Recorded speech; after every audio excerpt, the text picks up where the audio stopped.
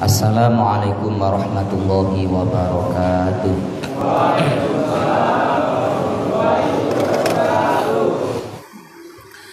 Bismillah, alhamdulillah, wassalatu wassalamu ala rasulillah Sayyidina Muhammad ibni Abdillah wa ala alihi wa sahbihi wa mawala wa ba'da. Saudara rahmat Allah subhanahu wa ta'ala, pagi ini kita mengaji kitab Adhkarul Nawawi.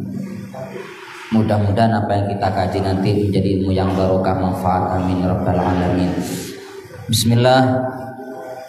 Qala al-muhaddits rahimahullah ta'ala wa nafa'ana bihi wa umumihi wa midna bi asrifi amin. Qala rabbi shrah li sadri wa yassir li amri wa hlul 'uqdatam min lisani yafqahu qawli. Subhanaka la ilma lana illa ma 'allamtana innaka antal alimul hakim.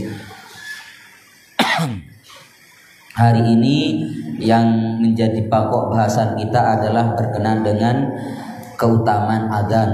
Sebetulnya dulu waktu ngaji fikih sudah dibahas, tapi mungkin perlu ada diulang kembali agar kita menjadi semangat untuk melakukan kesunatan adzan dan iqamah. Bismillahirrahmanirrahim. Jamaah nama Allah Subhanahu wa taala, adzan ini adalah rentetan kesunatan, salah satu ibadah kesunatan, ibadah sunat yang mengekor atau ikut kepada sholat fardu. Jadi zuhur, asar, maghrib, isya, subuh. Selain sholat fardu maka tidak dibolehkan atau tidak disunatkan adzan. Kalau sengaja dia tahu maka hukumnya dosa. Jadi mau sholat qobliyah, sholat duha samaan adzan, samaan tahu kalau tidak disunatkan maka hukumnya dosa karena main-main dengan ibadah.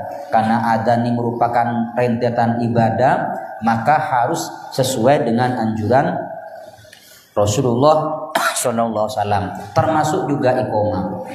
Oleh karenanya adzan dan iqamah ini hanya khusus berkenan dengan ibadah sholat, khusus sholat fardu 5 waktu. Apakah sholat itu mau diqadha ataukah sholat adha? Saman ketinggalan sholat duhur, dak sholat, mau sholat habis isya, boleh saman adzan untuk melakukan sholat duhur. Intinya adzan dan iqamah ini selalu bergantung kepada ibadah sholat 5 waktu. Tapi umumnya kalau sholat dalam satu tempat itu berjamaah maka yang adzan cukup 1 orang. Sini ada perbedaan pendapat ulama, ada mengatakan sunnat kifayah, mengatakan fardu kifayah.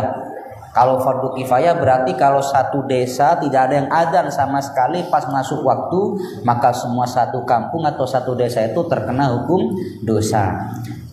Kalau satu yang sudah adzan maka yang lain sudah cukup tidak terkena hukum dosa. Tidak. Okay. Ada mengatakan sunnat kifayah, sunnat.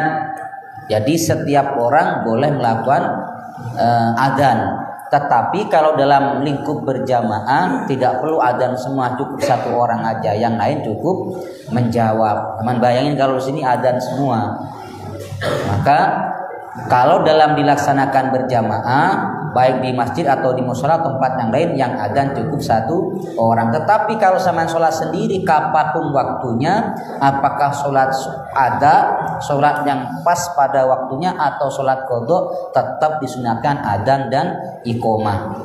Hanya saja kalau adzannya samaan sholat sendiri jangan dikerasin, seukuran cukup samaan dengar samaan dan kanan kirinya aja.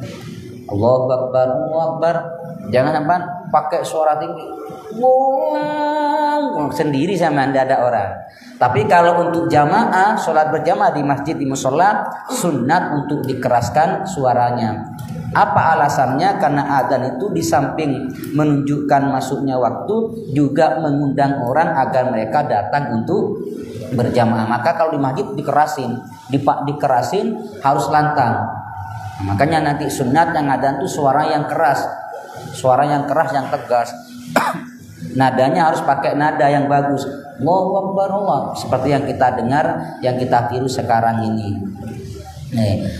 Kemudian jamaah mata Allah Subhanahu wa taala, di dalam adzan kalau dilakukan di luar adzan selain sholat 5 waktu tadi, sholat yang fardu tadi, maka hukumnya tidak disunatkan, bisa-bisa jatuh makruh, bisa-bisa jatuh haram.